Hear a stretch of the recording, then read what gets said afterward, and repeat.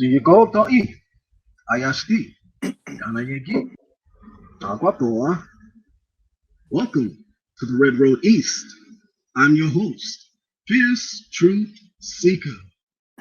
Today, we're going to take a trip all the way to Matinecock, Long Island, and we're going to have a special guest from that nation. So stay tuned. Don't go anywhere. We'll be right back. Do trees tell each other stories? I'm sorry. I'm afraid I don't know that. Hey, why don't we go find out? Listen.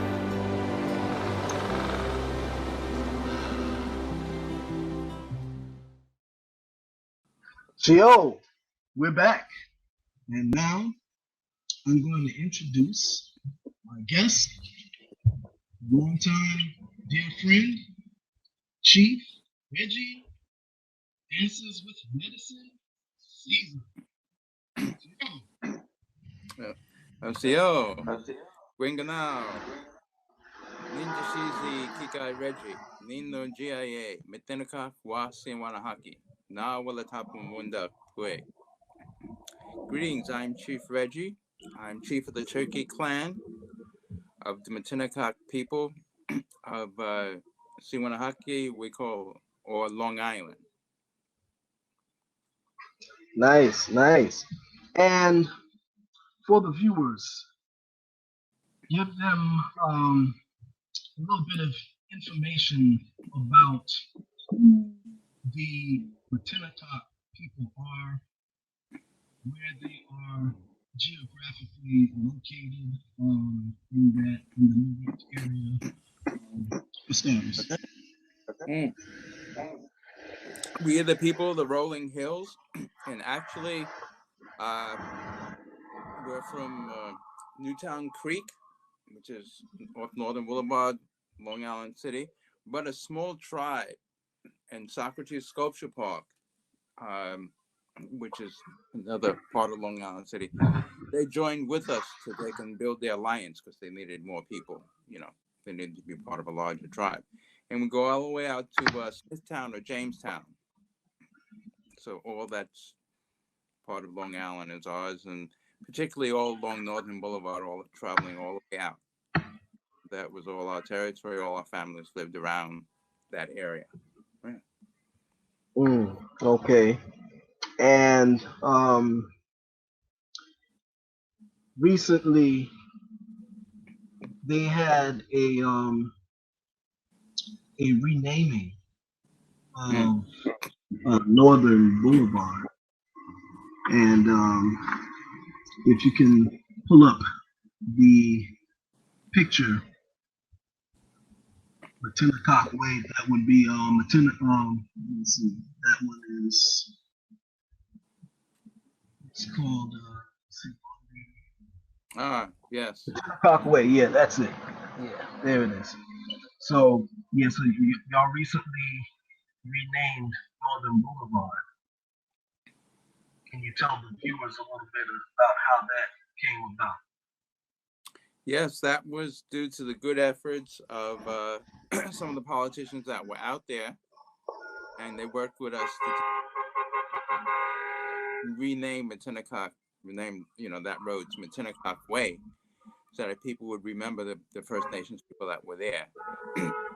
Yeah, and then signs of cousin Chief Harry Wallace and Roberto Barrio Mucaro there, and on the other side, and then in the center, our principal chief, Chief Osceola Townsend. Can y'all pull that picture up again? Yeah. So give us those names again. I know that's you have Chief Wallace there. He's Puspatuck. Can y'all explain the relationship? He's actually a cousin. Chief Harry is a cousin. That's a whole funny story. He really is a cousin. His family was a couple of houses down from my mother and our family who were out there, and his mother actually knew me by sight. That's like a couple generation older. You know what I mean? And she just saw. She said, "You're blah blah blah blah," and then she said, "And your mother had two brothers, and she, just by sight, she could go all the way back. So every time I got an opportunity to talk to her, it was really incredible because she could tell me family history. You know. For the viewers, that he's talking about the gentleman in the on the extreme left, wearing the ribbon shirt, Yeah. purple. If you can, Ribbon shirt. Yeah. right there on the left. Yeah. And Yes. ironically, And in the, Chief Harry grew up, went to school with my wife. Has it's a story like the creator plans things, and if you follow the right road. So he went to Long Island City High School, the same as my wife. And actually, the whole picture was, so after you're married, you get to take and tell the wife everything. So I took out one of the books that we had that they wrote about us, about the Matinecocks, and it had different cousins. And in the book, it had a picture of Chief Harry Wallace because he's a distant cousin, right? So Tony looks at me and just says, "I went to school with a Harry Wallace." He said, "In fact, he was the type of friend that I had that always had watched my back." Wow. Well, and we looked at it and she said, "That's the same Harry Wallace I went to school with." She hadn't seen him since high school, So things get a little bit more. You realize that someone's planning this for you and you're not doing it. Because my oldest son, who Nakoma, I was a good, bad dad. If you didn't want to go to school, my wife forget me now. I was like, well, then you don't go to school. But you ain't going to play. You have to do everything I do. And you're responsible for what you didn't find out when you were in school. So you got to contact your buddies and get, the homework and everything. So Nakoma was like, okay. So, yeah, no problem. So the Chief Osceola called and said, well, I'm going out to visit Harry. He said, because I know that you don't know him and you should know him. He's your cousin. So, of course, Nakoma had to come with me. We went out there and it says, Tony, my buddy, I haven't seen her in so many years. And he looks at Nakoma and says, who's that? I said, that's my son, Nakoma. Like, whoa. We went around to the back and he takes us to the house. He puts up in the yearbook, right? And it's like, when you look at it, it's like, these look like the same guy. Because we're cousins. Wow. We're cousins. We really are cousins. So, yeah, that was quite a funny story to happen. Yeah, wow. And in the middle there is also Chief Osceola. Chief Osceola. He's our principal chief. Yep. And you're related to him as well. Yeah, he's a Townsend. We're blood relatives. Yeah, of course we're blood. Yeah. Yeah. We're the same bloodline. We're actually closer than Harry with the same bloodline. Yeah. Townsend, Waters. There are a bunch of family, but Townsend, Waters, Hageman are all mixed in. And in the back in purple is my son Tecumseh, who he's the wampum maker. In back of Mugro in the purple shirt. Right. And so what I wanted to look at now is the gallery of chiefs. So with this gallery of chiefs here, and then you have a very nice website, by the way. It comes from your website, your nation. So can you explain for the viewers a little bit of background of this gallery of chiefs? Yeah. I can't hear you too clear, but the one the gallery of chiefs. Yeah, it's Chief Takapushu. Of course, they don't have pictures of him, so that's like a rendering that they have of him. He's the one all the way up top, the very first one. All the way up top in the corner, yeah. And then the oldest Waters, there's a picture of him. And then Chief James Wild Pigeon. he did a lot of exploring. And there's so many things that he did. He was in court. He really helped the tribe a lot. And then John Standing Waters. And then I believe next to him is Little Moose William Townsend. In the And then middle. in the middle. And then Chief On the second Osceola row. Townsend. And then myself and Chief Martin Lone Wolf of the Wolf Clan. Okay. Yeah. Nice. And you also had a book with a couple of the chiefs that you wanted to talk about as well. Oh yeah. Well, one of the things is the Lost Spirits. That was done by Donna Barron, is our family historian, genealogy, and her son Eric made a film that really tells all about the family. The Lost Souls, Lost Spirits. But it tells more than that, because as you know, Native tales, they start off good, and then you realize at one point all the stuff that they did to us. Yeah. So, but it's really pretty good, and I say that not only because I'm in it and our family is in it, but it's about the family. It's by us, about us. You know, which anybody that really wants to take and find out Native stuff. You know, there are people that have helped out the Native people. They're writers, they're educators. But if you can find stuff about us, by us, that's really good to take and check that out. You know? Exactly. And you had a book there also. Well, there's a couple of books. I don't know where well, I have my picture book here. I don't know if you were trying to like this, but this is my album of the whole family thing here. Woo! Wow. All the family photos, from the beginning of our thing, and when I was younger, and wampum, and you can't. But this goes back to and our relations at the community house. I know you can't read, you can't see a whole lot of this, but it tells. I have articles and everything like that tell about the whole family, like that.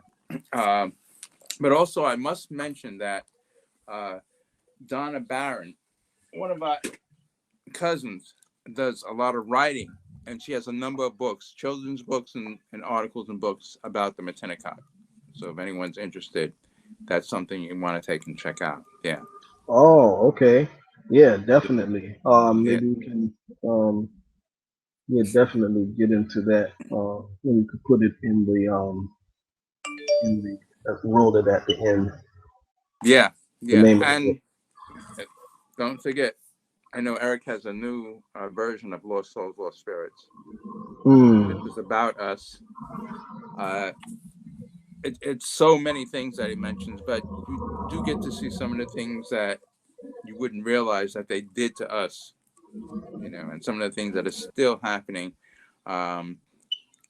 Many of the families in it, I'm in it. She interviewed Chief Osceola, the Waterses, some other family members. So it's I recommend them highly. The Lost Spirits, if anyone's interested in finding out about the tribe, that's something you want to take and look at. Yeah. How many? Do they have a lot of people in your nation who are still speaking the language other than yourself? That's the thing that's sad. I can talk about me and my clan. You know what I mean? We're spread all around, and we're really trying to revitalize the language. You can handle the whole truth, right? Yeah. So I didn't know anything about our language until I was older, and then I found out. In fact, when I was young, growing up, my mother, she taught me how to make a beaded necklace, we had some things like that. And of course I knew who we were because we visited the relatives. And Well, I can tell you the thing. We visited the relatives and we visited people. And there was a period of time in my life, I thought everybody had Native American stuff in their house Mm. until I moved to the projects. And I visited my friends next door who were German. And I was like, I don't want to say anything, but they must be poor. They don't have any Native stuff in their house. You got Native stuff, right? I said, well, they're good people, but I guess they just must be, they don't have any Native stuff in their house. And then I realized until we moved to the projects, we Mm-hmm. only visited Native people. Mm. So back Wow. then, if you were Native, you weren't even letting people know that you were Native. Mm-hmm. Yep. So Yep. That's that was true. that was a changing of the time. And so my mother didn't speak any of the language. Her Mm. brothers didn't speak any of the language. Of course, Chief John and Chief James did. You know what I mean? Okay. Hold Chief that John. thought because we're gonna have to take a break. And everyone, don't go anywhere because after the break, Chief Reggie is going to consecrate the space and with some nice indigenous flute playing. So stay tuned. We'll be right back. My mother was always very familiar with her neighborhood, but one day she stopped at the stop sign for much longer than usual, and she didn't know whether she should go forward or turn, and she wasn't even really sure where she was at. It was very unsettling for her. I felt so much better after my son told me, Mom, I don't want you to worry or be afraid. I'll be there for you, and we'll figure it out.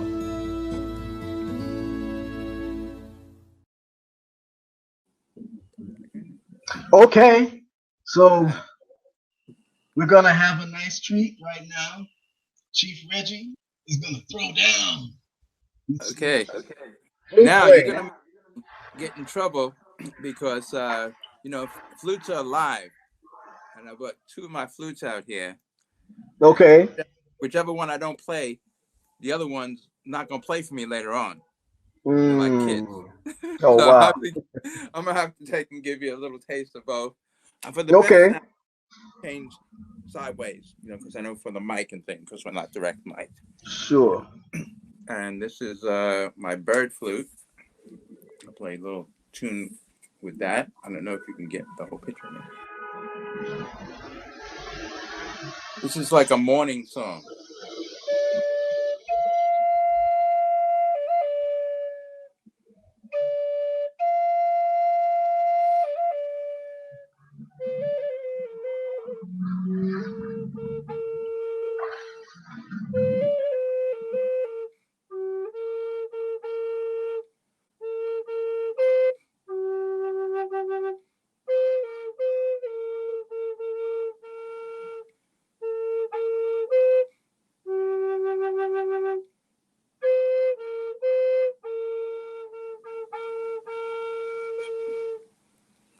So that's a bird song. And I'm just going to Okay. give you a little taste of this if I can, so it won't Sure. get You bad. have take as much time as we have. We have like 5 minutes to Okay, good. Yeah. Well, I'll tell you a little bit about this. Okay. This flute was created by, the story goes that there was a man, and not through his own fault, all of a sudden, his daughters died, and they caught something, and then his wife died. Mm. And he was so sad that he didn't know what to do. So he would take and he was with the people with the teepees, not Mm-hmm. like the roundhouses like us. So when Yeah. they would move, he was so sad, he would put his tent away from the other tents so that they couldn't hear him moaning and sighing because his family is gone. Mm. So it came to him how to make this flute with two voices in it. Oh So wow. that way he wouldn't be alone by himself anymore. Mm.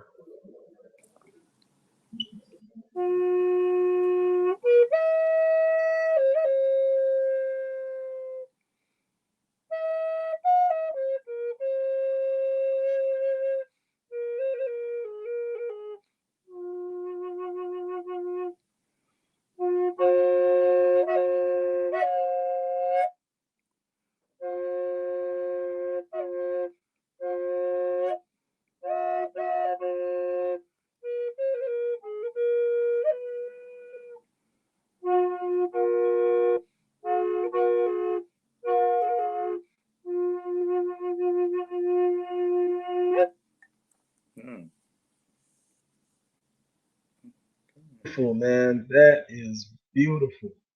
So that was just a taste of the two flutes, and the flutes is a whole story within themselves. You know, Mm. that's you could do a whole thing on the flutes, and the Wow. medicine, and the flutes of Mm. healing, and so the magic of healing, the magic of medicine. But one thing that the flutes speak all languages, and the flutes do soothe the heart. Yes, yes, yes. And on a very funny, real basis, I can tell you a story that you would appreciate being a New Yorker. Okay. So I used to take and play at a club in Staten Island. You know, there was a bookstore and they had like a flute circle that we played there. So of course, when you're going to take the ferry, Mm-hmm.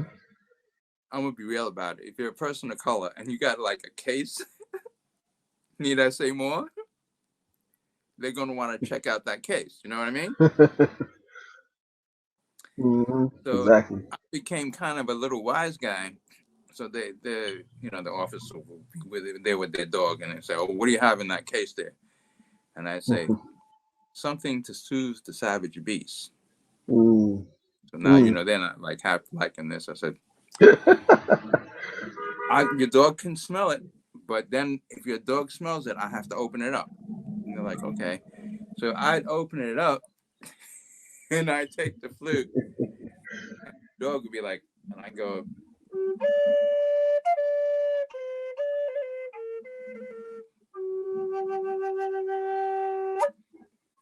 and the dog's ears will perk up. They're dogs. They love animal music.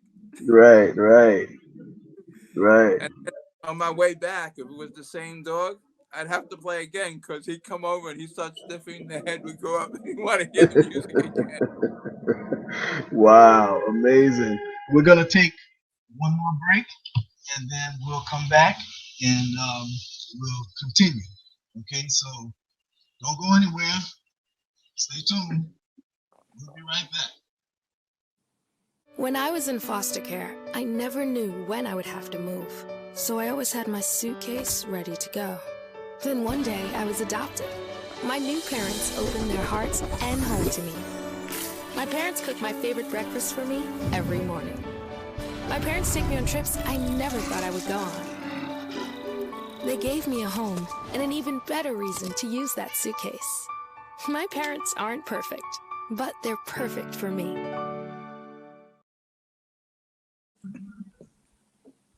Okay, so we're back, and we are continuing our interview with Chief Reggie, Dances with Medicine, Caesar. So, Chief Reggie, before you were talking about the language, before you got so you were saying that your ancestors spoke the language, then later on it started to get lost, and y'all are trying to revive it. Yeah. The language was lost, but it wasn't lost because one of the things that you realize is that, to coin a phrase from one of the other languages, Maki or Yashi, we are all related. Yes, yes.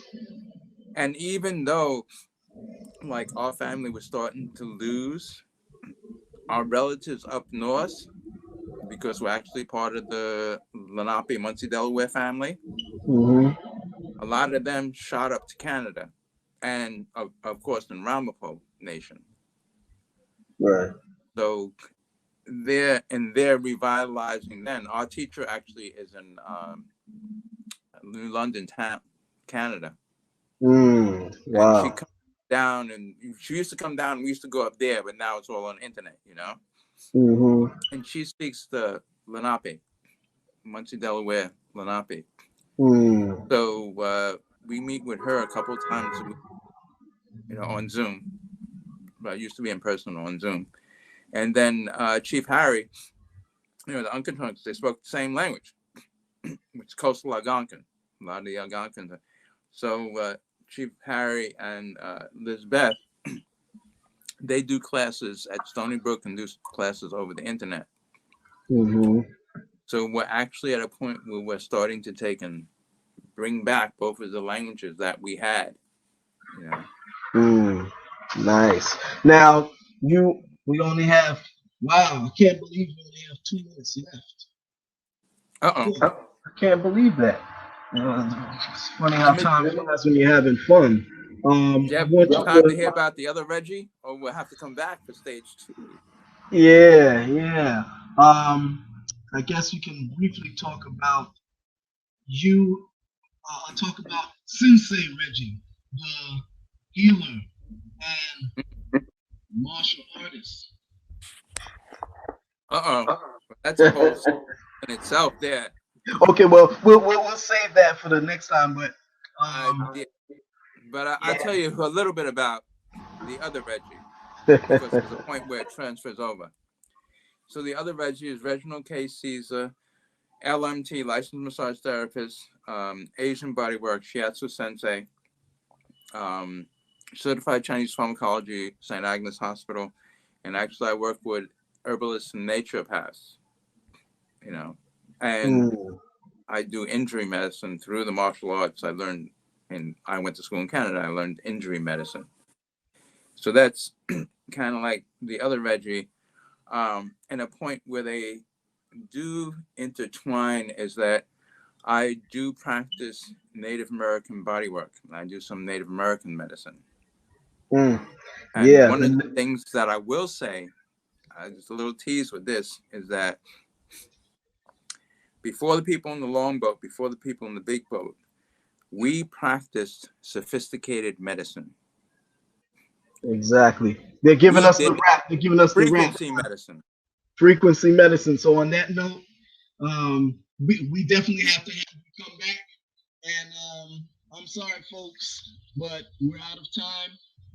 And we will have the chief back with us. Okay, so until the next time, go to the